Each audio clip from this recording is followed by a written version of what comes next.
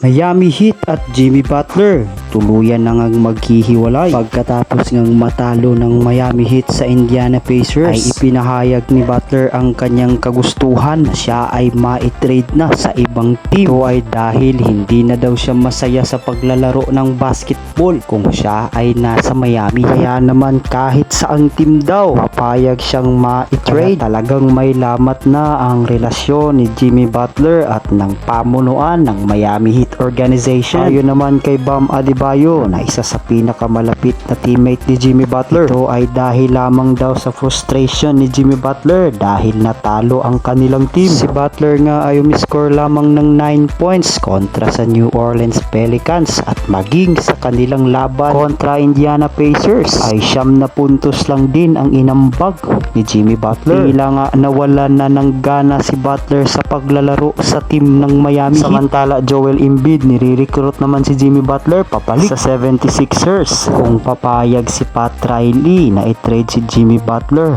maaaring ang maging kapalit ni Butler sa Sixers ay si Paul George. Dahil bukod kay Bradley Beal, hindi nagkakalayo ang contract ni Jimmy Butler at ni Paul George. Kaya talagang may posibilidad na si Jimmy Butler ay ma-trade papunta sa 76ers.